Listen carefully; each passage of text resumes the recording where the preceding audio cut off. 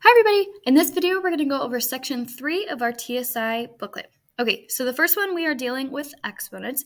Our saying for exponents is P-man, so we'll get back to that in a second. When I have a exponent on the outside of parentheses, make sure I distribute it to everything on the inside, including the big number. So let's do the big number first. 3 cubed is the same thing as 3 times 3 times 3, so be careful. 3 times 3 is 9. 9 times 3 is 27, so I have a 27. We're going to cross these guys out so I don't get tempted at the end. Then I have to use my P-man. I have parentheses, which means I'm going to go one level down and multiply all of my exponents. So 2 times 3 gives me x to the 6th. The y's, 3 times 3 is 9. So my answer choice here is D. Okay, next one. We are now dividing. So I'm going to do the big numbers first, or the coefficients. 10 divided by 2 gives me 5. I'm going to cross off my answer choices here that do not have 5. Then when I am dividing exponents, I need to subtract their powers. So there's 5 x's on top, there's 3 on bottom. 5 minus 3 is 2. There are more y's on top, so 7 minus 3 is going to give me 4. So my answer choice here is D. Nope, not D, C. Almost chose the wrong one there. So make sure that when you are dividing your exponents, you subtract their powers. Okay, in the last one, it says, which of the following equations has both 1 and -3 as solutions? We know solutions are another way of saying the x-intercepts, and a lot of times we'll write them x is equal to 1 and x is equal to -3. So remember, that's where it crosses the x-axis.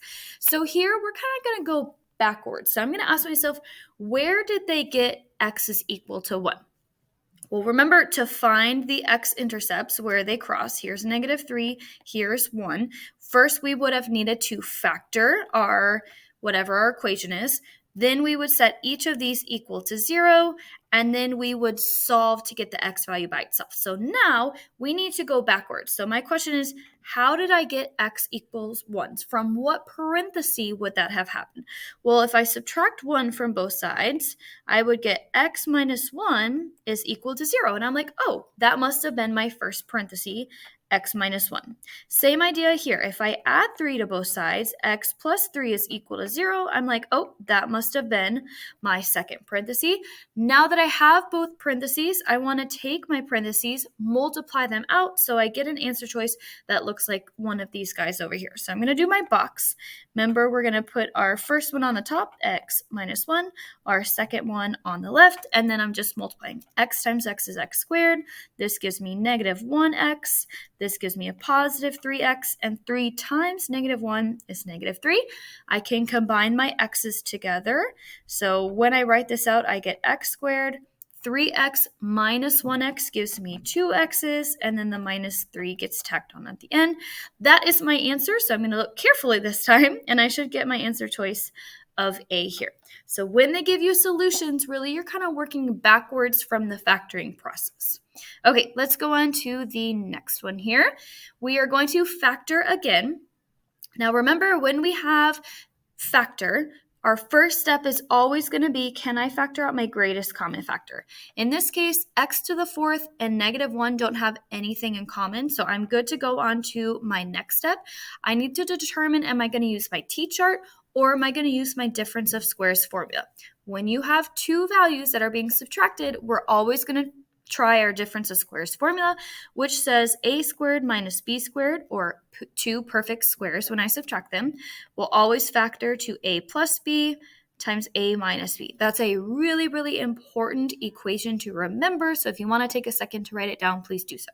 Okay, so my question here is, what times what would give me x to the 4th? Well, I know that x squared times x squared gives me x to the 4th. That is the same, so it's a perfect square. And 1 times 1 will give me 1, also a perfect square.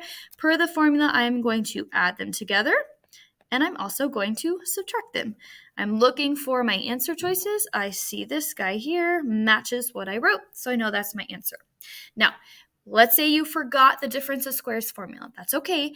In this case, we know that if we have two parentheses being multiplied together, I can do my box, I can multiply it out, and then if when I multiply it out, it matches my question, that is the answer. If it does not, you cross it off and you can multiply the next answer choice.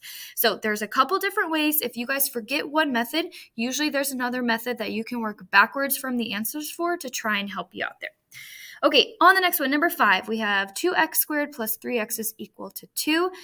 Here I see it's a quadratic with the x squared. So whenever I see x squared, I'm like, hey, first step is set it equal to 0, then factor, then find my values from my parentheses. So we're going to do that first. I'm going to subtract 2 because in order to do my t-chart, I need to make sure it's equal to 0. So 2x squared plus 3x minus 2 is equal to 0. Remember, we can't combine these guys because one has an x and one's just a number. Okay.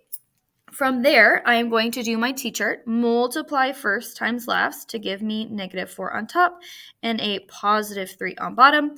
What multiplies to -4 and adds to 3? Well, 1 times 4, as long as I make the -1 there. 4 minus 1 gives me 3, so I'm good to go. And here's where we need to ask our question. Can I use the shortcut? The shortcut only works when the number in front of x squared is equal to 1. It's not equal to 1 here, so I'm going to go through the full grouping process. So that process is bring down your first number, break up your middle number into the two numbers on your t-chart, so -1x plus 4x, and then bring down your last value there. So that's your first step. It's called grouping, so I'm going to group the first two, group the second two together. And now I'm looking at just the first parenthesis. What can I divide out of 2x squared minus x? The only thing they have in common is an x. Put it on the outside. On the inside, we divide each of those by x. So this leaves me with 2x minus 1.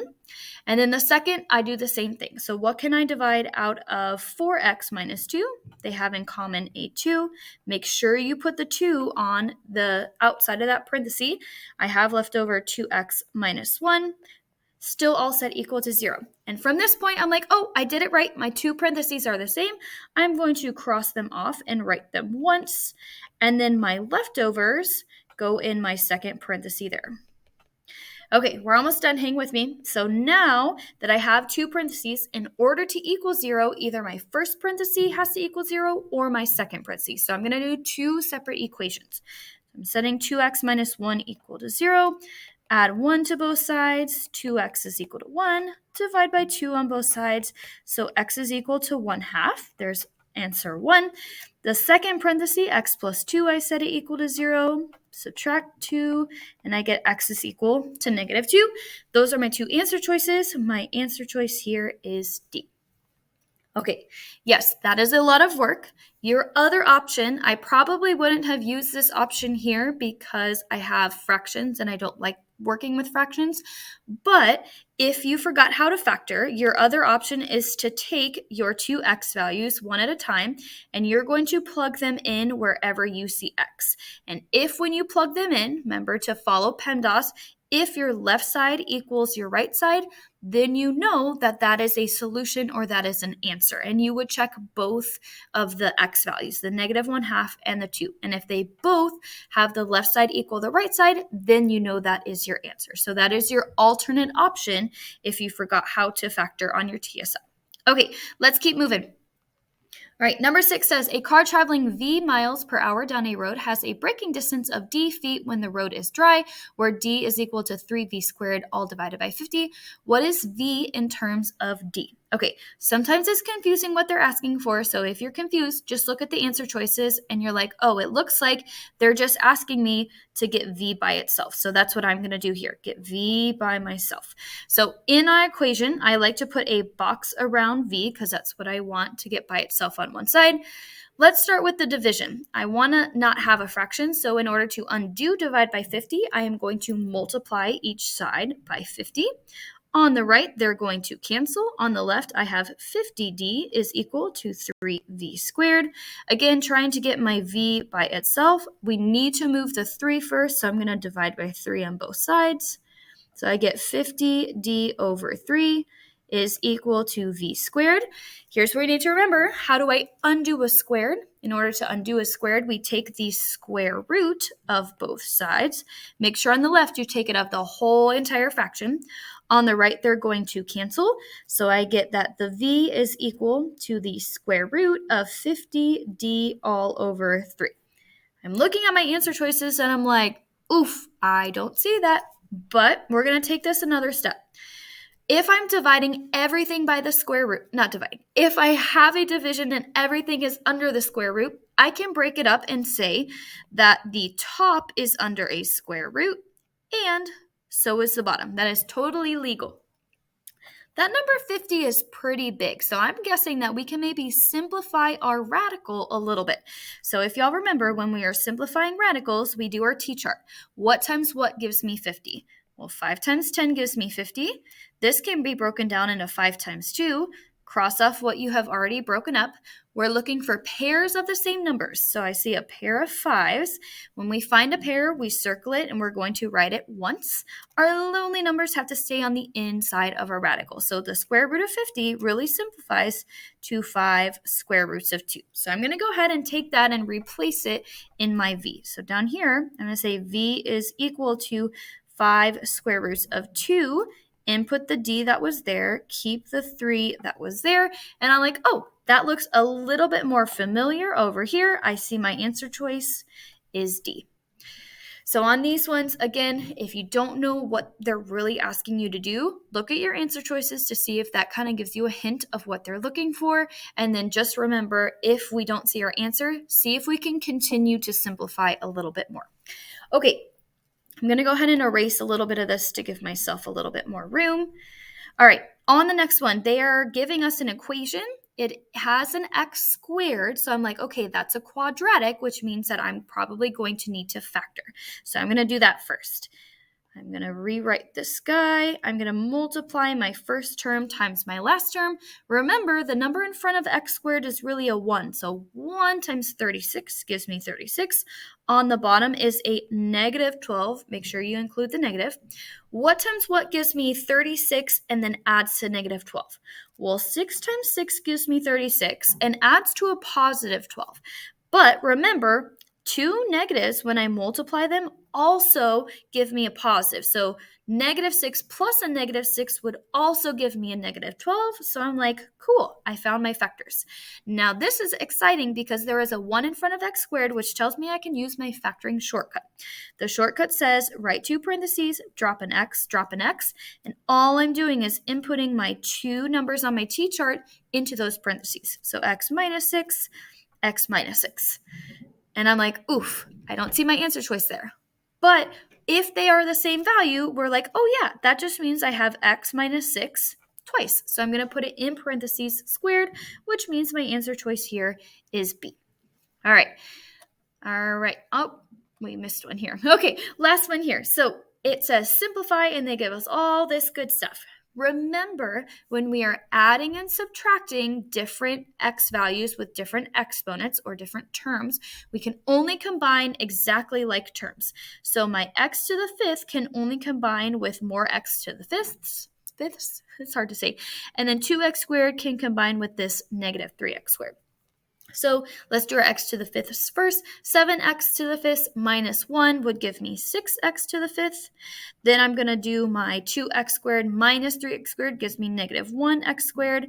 And my plus 3 is lonely, so he's just going to get tacked on at the end. Remember, we usually put the biggest exponent first and then go down from there.